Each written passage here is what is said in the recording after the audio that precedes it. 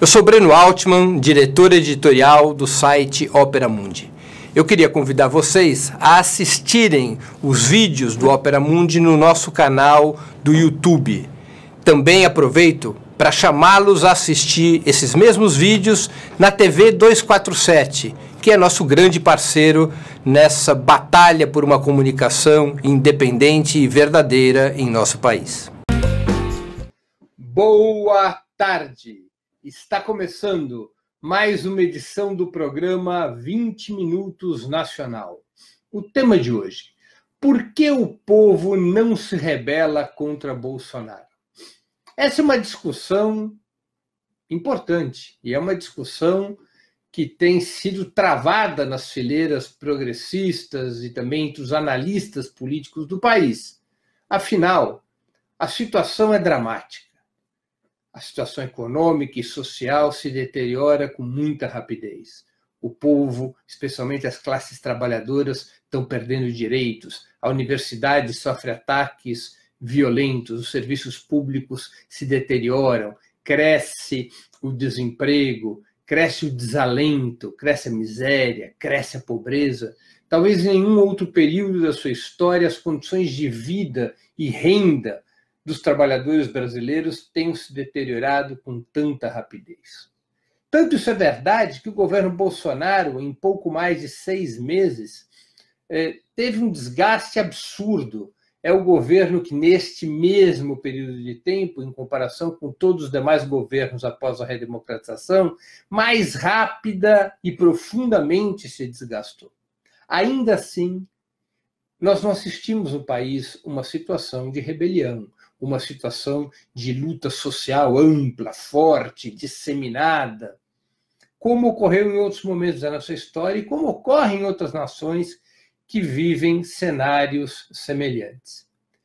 Está em cartaz um filme chamado Bacurau, independentemente do que as pessoas possam achar do próprio filme, que passa uma mensagem fortíssima de rebelião contra a opressão.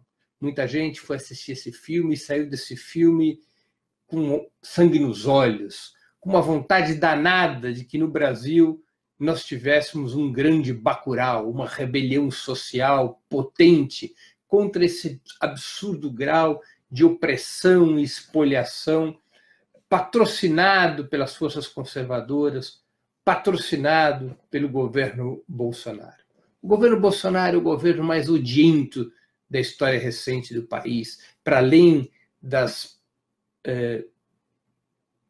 dos malefícios econômicos e sociais que provoca, é um governo autoritário, um governo neofascista, um governo racista, um governo homofóbico, um governo misógino, um governo que recua o país no tempo, para o tempo pré-Revolução de 30, do ponto de vista econômico e social, e para a Idade Média, do ponto de vista dos direitos civis. E ainda assim, nós não temos rebelião. Nós, claro, temos lutas sociais muito importantes, tivemos movimentações estudantis e da comunidade da educação bastante fortes em maio. Também tivemos uma luta importante contra a reforma da Previdência. Foram momentos de mobilização social que, em alguns cenários, foi-se além da vanguarda política. Mobilizou-se alguns milhões, ao menos em algumas jornadas de luta. Mas o fato é que não existe no país um clima de revolta generalizada das massas, como ocorre, por exemplo, na Argentina, submetida à política econômica de Macri, uma política econômica muito semelhante a Bolsonaro, embora menos intensa no seu grau de destruição de médio e longo prazo. Bolsonaro, a médio e longo prazo, poderá destruir o país e levá-lo a um tal recuo histórico como se o país tivesse há 70, 80 anos atrás na sua escala de desenvolvimento, especialmente no que diz respeito aos direitos das classes trabalhadoras e à soberania nacional. Esse cenário no qual o governo se desgasta, perde força, perde apoio social, apoio eleitoral, segundo as pesquisas. Esse cenário de acelerada deterioração das condições de vida e renda da classe trabalhadora, esse cenário tão duro, mas que não é acompanhado por uma mobilização social correspondente ao grau de destruição nacional, gera essa discussão. Por que cargas d'água que não há no país um grande Bacurau? Por que cargas d'água não há no país uma situação de rebelião social? Vamos tentar discutir um pouco esse tema. Alguns analistas, alguns líderes políticos, algumas correntes, acham que não há rebelião por culpa das direções. As direções partidárias, as direções sindicais, não seriam firmes o suficiente, combativas o suficiente, preparadas o suficiente para elevar o grau de mobilização do povo brasileiro, para colocar massas em movimento.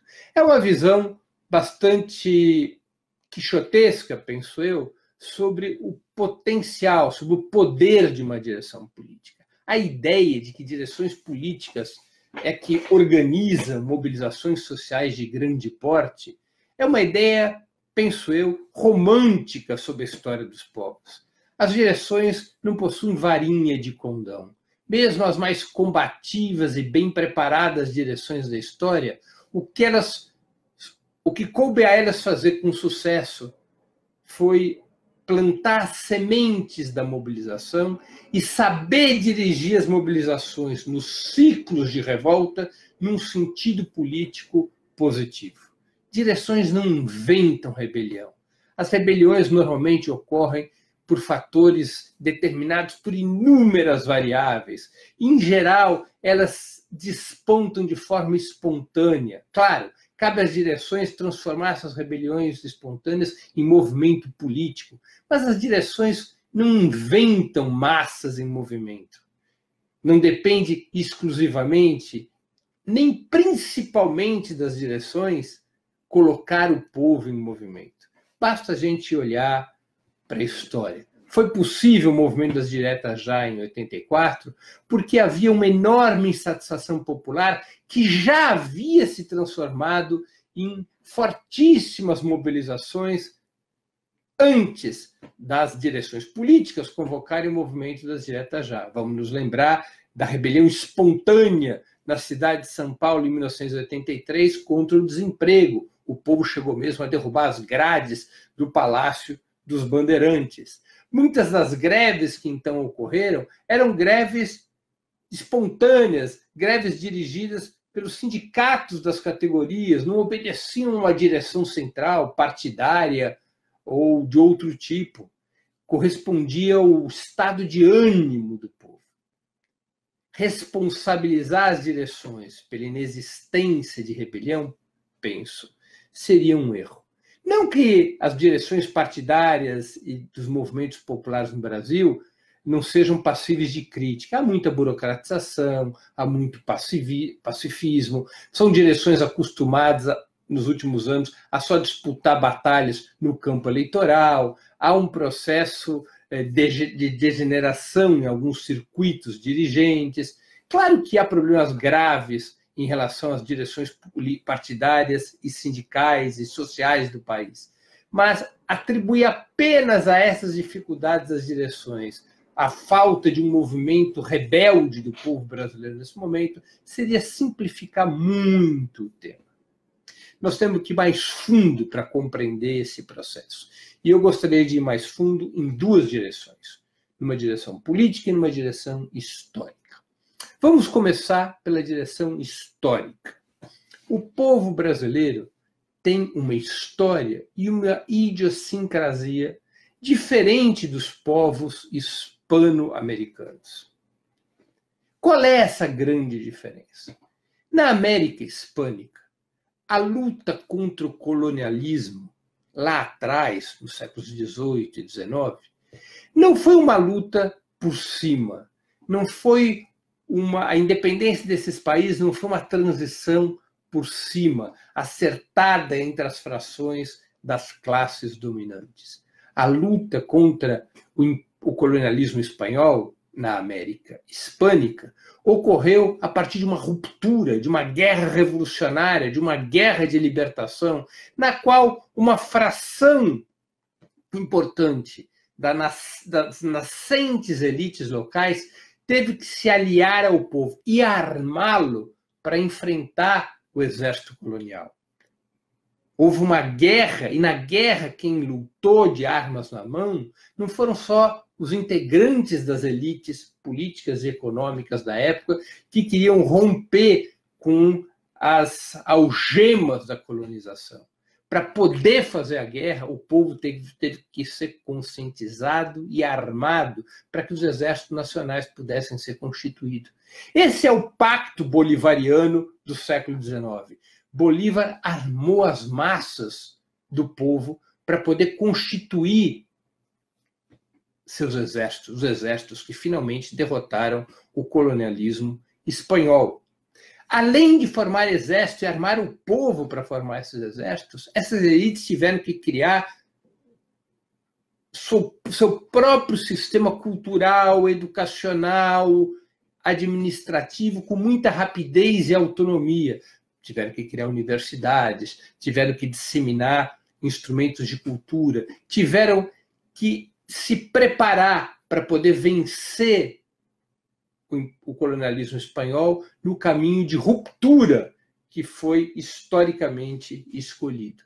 É um cenário completamente diferente do brasileiro. A independência no Brasil, embora tenha ocorrido lutas sociais importantes, foi fundamentalmente uma transição por cima, uma transição conservadora, uma transição pactuada, a um ponto tal que o primeiro imperador do Brasil, Pedro I, quando abdica, vai ser Pedro V em Portugal, para vermos como a ruptura era transitada, negociada, pactuada. Não era um choque entre a nação e a metrópole. E, portanto, as elites brasileiras jamais recorreram à educação e ao armamento do povo, à mobilização das massas, ao aumento do seu nível educacional e cultural para constituir uma nação. As elites brasileiras se acertaram com seus pares das elites portuguesas para uma independência que nunca foi profunda, para uma independência que jamais foi popular, que jamais foi revolucionária, uma independência acertada por cima, no qual o povo sempre teve à margem. O povo não foi levado à mobilização. O povo brasileiro sempre teve, nas seguidas transições por cima da história brasileira, um papel marginal. As elites tratavam era de fazer o oposto, de garantir que o povo não se mobilizasse, de excluir o povo do cenário político, de impedir sua organização, de impedir sua politização, de tal maneira que as forças populares não fossem protagonistas da luta política na nossa nação. Isso se arrastou pelo século XIX, pelo século XX. O povo teve momentos de intervenção, quando emerge a classe trabalhadora, quando emerge o Partido Comunista, quando surgem e se desenvolvem os sindicatos, em momentos concretos da história do país, a campanha do petróleo, a campanha das diretas já, mas o fato é que a história política do povo brasileiro é diferente do povo da América Hispânica. Tem uma outra idiosincrasia. Tem um peso muito grande o escravismo também. O Brasil é um país muito pobre, muito explorado, muito desigual. O escravismo teve um peso determinante na nossa formação e é um tal grau de opressão que o pensamento do escravo não é derrotar e tomar o poder dos seus donos, dos seus senhores, da classe dos aristocratas proprietários dos escravos. O pensamento do escravo é fugir da opressão. Isso é assim em todas as etapas da escravidão no mundo, da escravidão dos judeus no Egito, a escravidão dos negros no Brasil.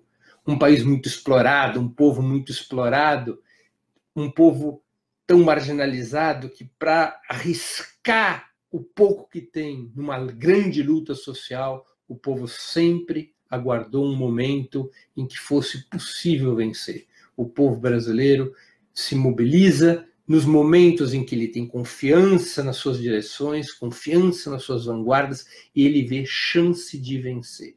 Eu vou dar um exemplo relativamente recente. Quando é que recomeçou a mobilização social depois do AI-5, depois do período mais duro do regime militar, entre 68 e 73? Começou a partir de 74. A esquerda estava massacrada, estava esmagada, a luta armada já tinha sido derrotada, mas em 1974 a ditadura perde as eleições, especialmente perde as eleições para o Senado da República. E isso gera no povo uma percepção de que era possível vencer o regime militar. E a partir dali o povo começa a se mobilizar em greves, em lutas sociais, porque o clima havia mudado. Passou-se... Não foi a opressão provocada pelo regime militar que leva o povo à luta. Foi fundamentalmente o fato das eleições de 74 demonstrarem que o regime militar podia ser vencido. E o povo foi retomando ânimo, entusiasmo, esperança, e foi se colocando em movimento naquele longo e progressivo círculo de mobilização que começa em 76, 77 e iria ser... alcançar seu ápice, seu auge, na mobilização das diretas já em 1984. Então, nós temos que compreender essas razões históricas que conformam a cultura política do povo brasileiro. E também tem uma razão política determinante que se encaixa nesse cenário histórico. O povo brasileiro sofreu duríssimas derrotas nos últimos 3 anos, de 16 a 19. O impeachment, o golpe contra a presidente Dilma, a criminalização do ex-presidente Lula, a vitória de Jair Bolsonaro, foi um período de derrotas duras. E as derrotas trazem marcas. As derrotas provocam a quebra da confiança entre o povo e suas lideranças. As derrotas provocam uma redução da identidade do povo com os partidos e organizações do campo popular. As derrotas provocam a substituição de perspectivas coletivas por perspectivas individuais. As derrotas provocam desânimo, divisão, confusão. E os resultados de derrotas tão duras não são resolvidos ou superados estalando os dedos. São processos lentos, são processos duros, muitas vezes são processos longos, que não dependem da vontade das direções, depende fundamentalmente de um trabalho cotidiano, de lutas defensivas, que vão aos poucos repondo no povo brasileiro seu sentido de identidade com o projeto de esquerda, a confiança nas suas lideranças, a confiança de que lutar é o caminho único para resolver os problemas de todos os indivíduos da classe trabalhadora. Esse é um processo difícil e que é característico de um período de resistência. Nós estamos num período de resistência, num período de defensiva. É um período no qual as mobilizações são realmente ou mais fracas ou pontuais, sem estabilizar uma ofensiva contra as classes dominantes. Em que momento isso pode mudar? Isso pode mudar a qualquer momento, porque a história às vezes se acelera. Mas muda quando o povo fundamentalmente percebe que pode vencer. E, portanto, vale a pena lutar, porque a vitória é possível. É uma característica da história política do povo brasileiro. O povo brasileiro não se move por indignação, principalmente, como ocorre com os povos de outros países. O povo brasileiro está sempre indignado. O povo brasileiro está sempre crítico. O povo brasileiro é muito oprimido, mas o povo brasileiro se move, dado o seu grau de opressão, de marginalização, dada o sofrimento histórico, o povo brasileiro se move quando vê chances de vencer. E é quando essas chances de vencer que surgem que as mobilizações crescem. Por isso as eleições são importantes, porque resultados eleitorais positivos animam o povo a lutar. Por isso que a luta pela libertação do Lula é importante. E o outro lado sabe disso também. Lula livre significa para o povo uma enorme percepção de vitória, que pode significar um fator de crescimento da mobilização social de grande potencial. até lá, até que se restabeleça esse clima, o que vale é a luta cotidiana, é a luta em defesa da universidade, do ensino democrático, a luta em defesa dos direitos e das conquistas, a luta por libertação de Lula. São essas várias frentes de luta que, no momento inicial, junta apenas a vanguarda mesmo, que em outros momentos é capaz de juntar número maior de pessoas, pode juntar setores das massas, como aconteceu nas mobilizações educacionais de maio, mas é um processo para o qual há que se ter paciência e persistência. Não é uma corrida de 100 metros rasos, é uma maratona. Faz parte do ciclo histórico que a gente está vivendo. Nós não podemos ficar agoniados ou desesperados porque o povo, por hora, ainda não se rebela. Nós temos que trabalhar para que essas lutas possam levar o povo a um outro patamar de protesto. Não haverá solução mágica, não haverá solução Bacurau. Não haverá uma solução que de uma hora para outra mude esse cenário. É esse trabalho de formiguinha, são essas mobilizações permanentes, essas várias frentes de luta que vão plantando no povo, novamente, o sentimento de que vale a pena lutar, de que vale a pena resistir. E isso vai criando as condições para que, em algum momento desse percurso, a resistência ao bolsonarismo se transforme numa ofensiva popular, como aconteceu em outros momentos da nossa história. Encerro por aqui minha exposição de hoje. Antes de darmos por terminado o programa, duas mensagens. A primeira mensagem: eu sugiro a vocês fortemente que façam uma inscrição no canal do Opera Mundi no YouTube. Nessa plataforma, vocês tanto poderão acompanhar nossas transmissões ao vivo, quanto assistir edições anteriores dos programas 20 Minutos e outros programas da TV Opera Mundi. O YouTube é uma plataforma muito mais amigável para assistir vídeos, para fazer comentários e também para contribuir financeiramente com o Opera Mundi através do Super Chat. Segunda mensagem: peço a vocês encarecidamente que façam uma assinatura solidária de Opera Mundi. A assinatura solidária é um pequeno valor que nossos espectadores e leitores pagam mensalmente para que nós possamos ter os recursos necessários à sustentação e ao desenvolvimento de um jornalismo independente, de qualidade, para que nós tenhamos os recursos necessários à batalha cotidiana de ideias e informações contra a imprensa de direita, cada vez mais manipuladora e mentirosa. Vocês poderão obter informações sobre a assinatura solidária no endereço www.operamundi.com.br/apoio. Eu vou repetir: www.operamundi.com.br/apoio. Façam agora mesmo uma assinatura solidária. A assinatura solidária é o principal instrumento de financiamento do Opera Mundi. A assinatura solidária, por excelência, é o instrumento pelo qual a Opera Mundi garante sua independência frente ao poder econômico. Pessoal, termina aqui o 20 Minutos Nacional dessa terça-feira, dia 17 de setembro de 2019. Hoje se completam, aliás, 48 anos do assassinato do capitão Carlos Lamarca. Nós voltaremos a nos ver nessa quarta-feira, dia 18 de setembro, às 4h30 da tarde, nos canais do Opera Mundi, no Facebook e no YouTube, com o programa 20 Minutos Internacional. Eu queria agradecer a audiência, quem gostou do programa, que o compartilhe, que ajude na sua difusão. E até quarta-feira, até amanhã, às 16h30, dia 18 de setembro, 16h30, nos canais do Opera Mundi, no YouTube e no Facebook. Até lá, um grande abraço.